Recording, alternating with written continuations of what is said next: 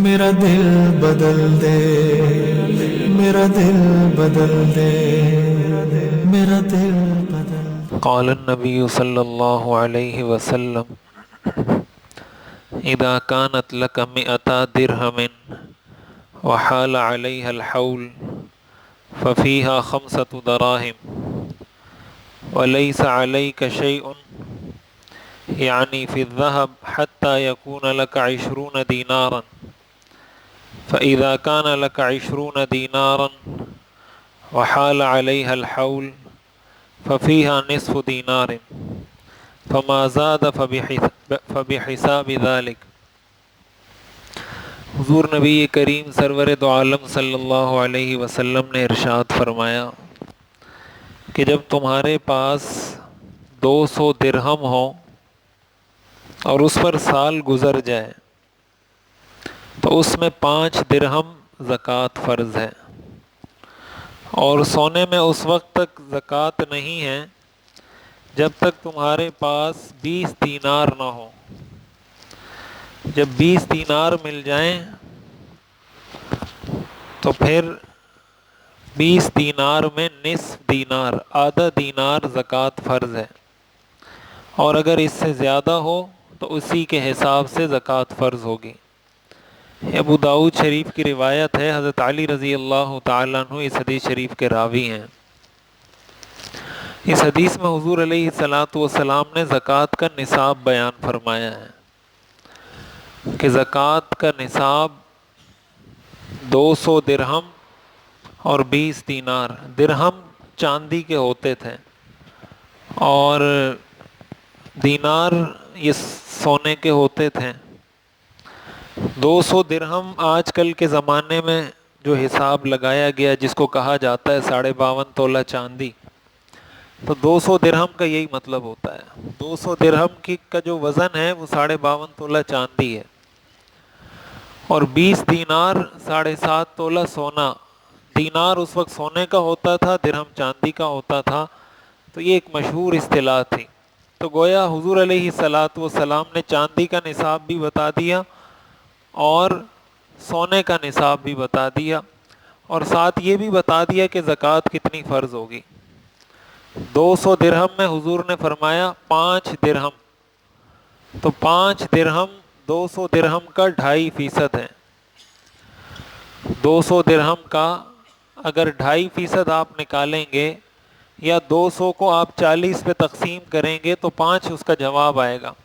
تو زکوٰۃ کی جو مقدار جو فرض ہوتی ہے وہ 2.5% ہوتی ہے۔ وہ 2.5% بھی اسی سے معلوم ہو رہی ہے کہ آپ نے فرمایا 200 درہم میں 5 درہم اور 20 دینار میں آدھا دینار، تو آدھا دینار بھی 20 دینار کا 2.5% ہوتا ہے۔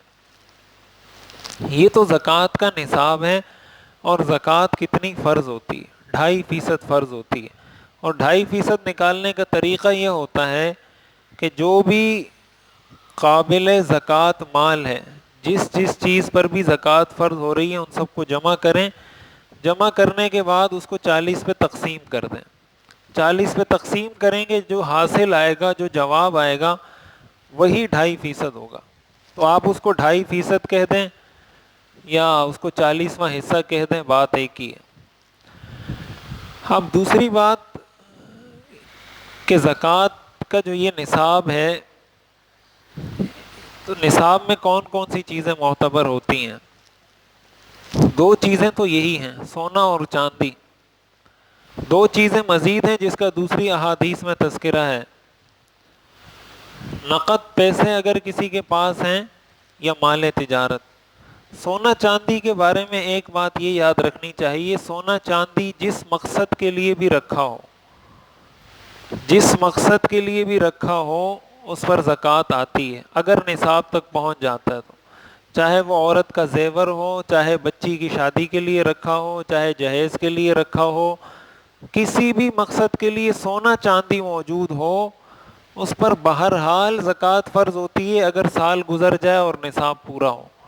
تو اس لیے اس سوال کو تو ذہن سے ہی نکال دینا چاہیے کہ یہ زیور ہم نے اس مقصد کے لیے رکھا ہے یا اس مقصد کے لیے رکھا ہے۔ جس مقصد کے لیے بھی رکھا ہے، سونا چاندی ہر حال میں مال زکوٰۃ ہے۔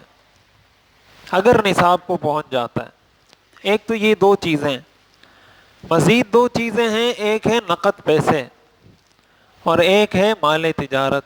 نقد پیسے تو ہم سب جانتے ہیں جو نقدی ہے، رقم ہے۔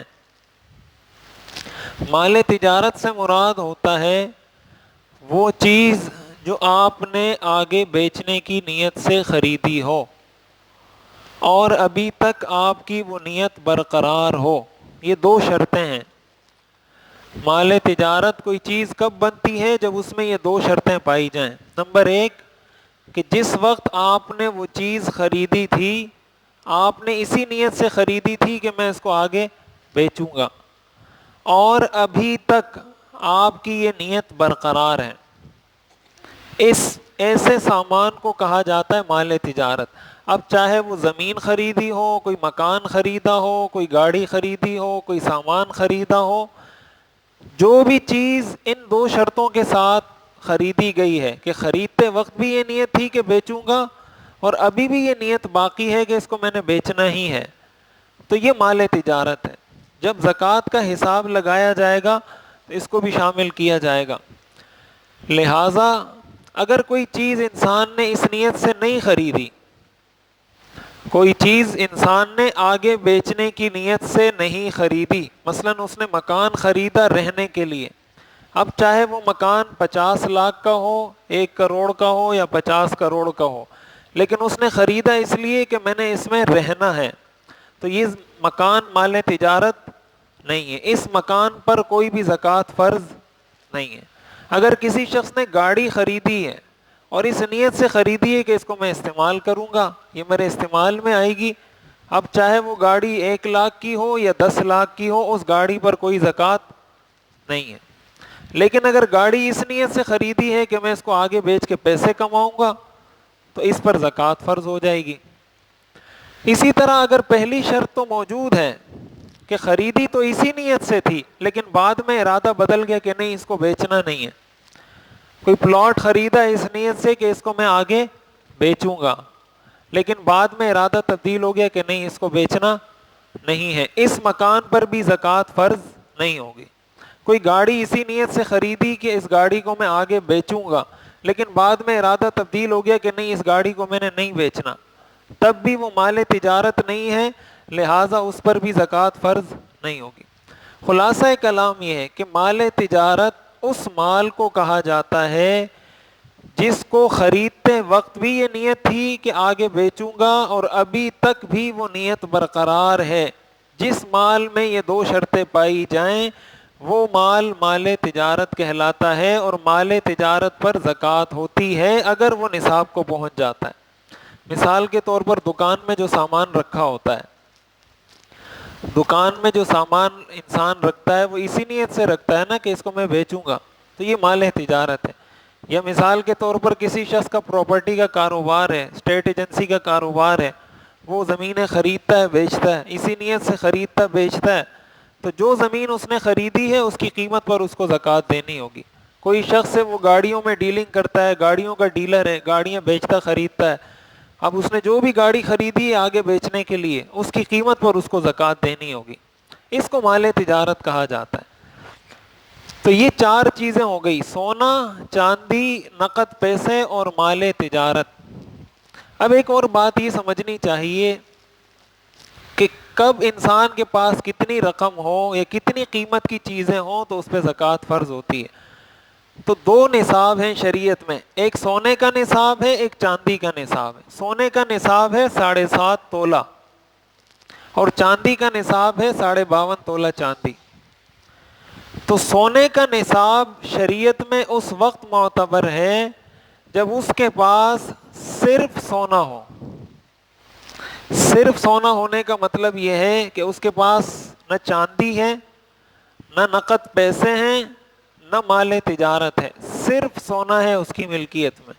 اس وقت شریعت اعتبار کرتی ہے سونے کے نصاب کا کہ اس پر زکوٰۃ اس وقت فرض ہوگی جب یہ سونا 7.5 تولہ کو پہنچ جائے، اس لیے کہ اس کے پاس چاندی بھی نہیں ہے کہ ہم چاندی کے حساب سے فرض اس پہ ہو فرض، نقد پیسے بھی نہیں ہے کہ نقد کے حساب سے ہم چاندی کے نصاب کی قیمت لگا لیں، مال تجارت بھی نہیں ہے، صرف سونا ہے تو سونے کا نصاب معتبر ہوگا، اس لیے کہ حدیث میں حضور نے سونے کا نصاب یہی بتایا ہے۔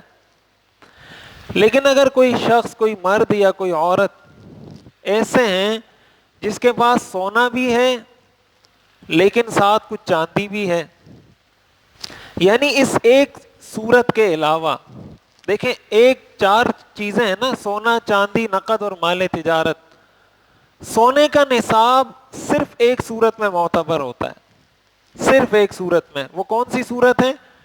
جب اس کے پاس صرف سونا ہو۔ باقی تمام صورتوں میں چاندی کا نصاب کا اعتبار ہوتا ہے۔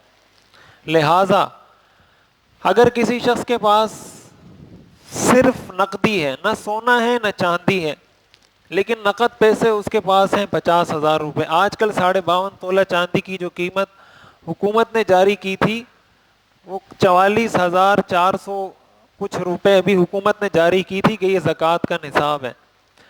44,500 روپے آپ سمجھ لیں، 44,500 روپے یہ چاندی کی 52.5 تولہ کی قیمت ہے۔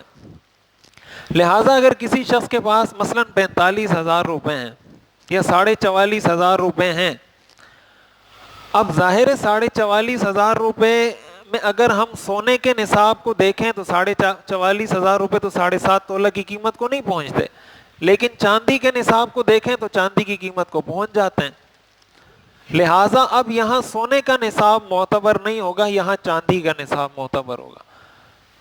جب چاندی کا نصاب معتبر ہوگا تو ایسے شخص کو کہا جائے گا کہ یہ صاحب نصاب ہے، اب اس پر اس 45,000 روپے کی زکوٰۃ دینا فرض ہوگا، بشرطے کہ اس پر کوئی قرضہ نہ ہو۔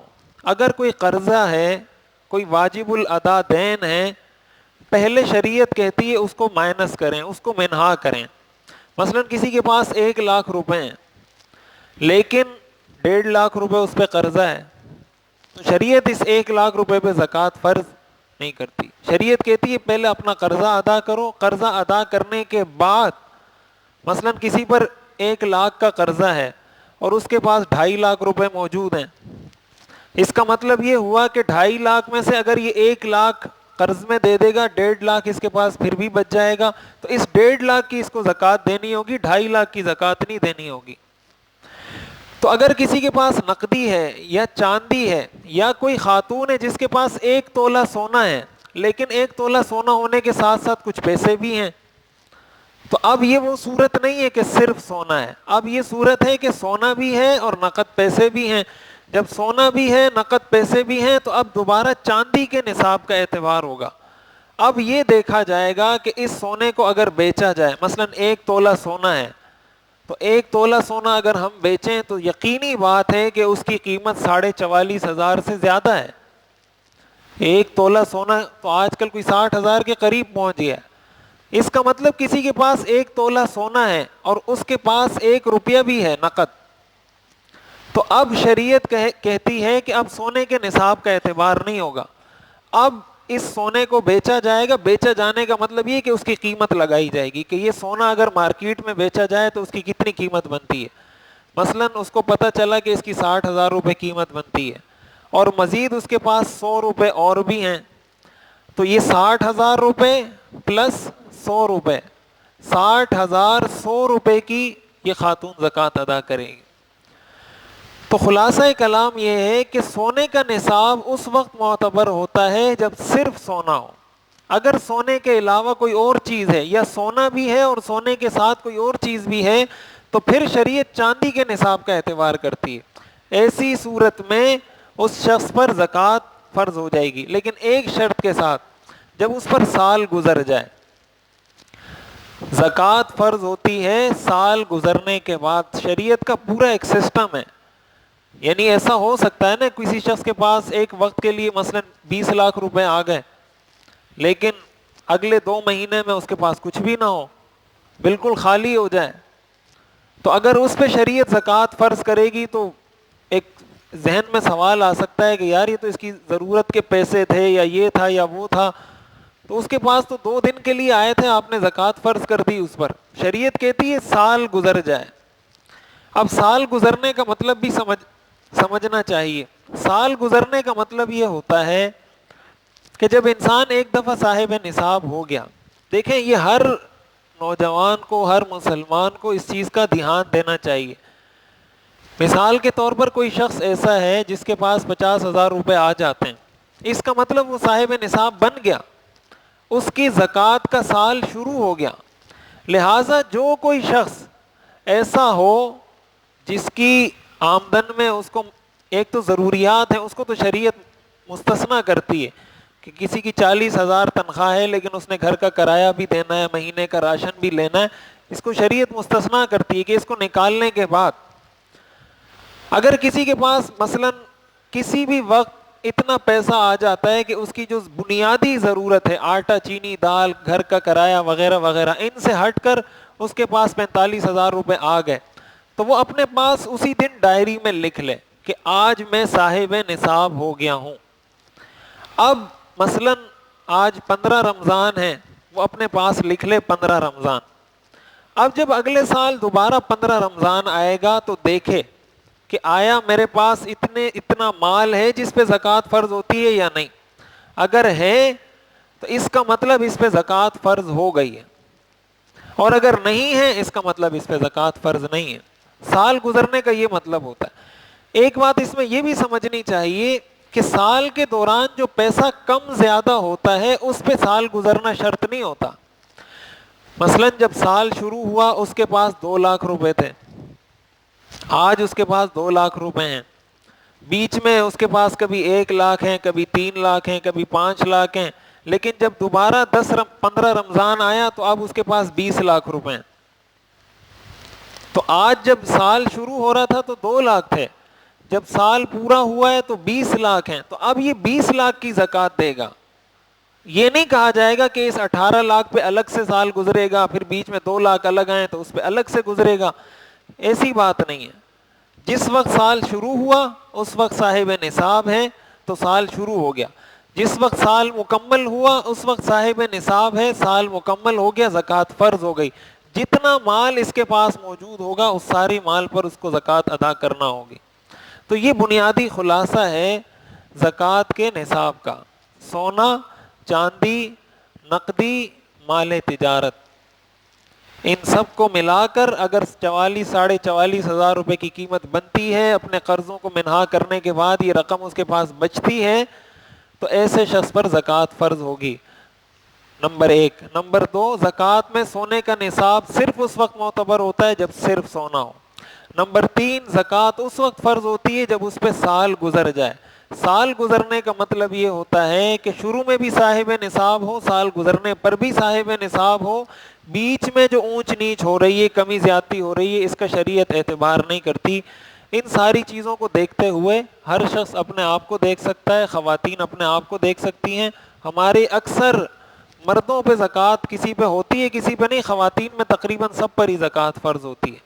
اس کی وجہ یہ ہوتی ہے کہ ان کے پاس سونا ہوتا ہے، تو جب سونا ہے اور کچھ 10-20 روپے بھی ہیں تو چاندی کے نصاب کا اعتبار کریں گے تو زکوٰۃ فرض ہو جائے گی.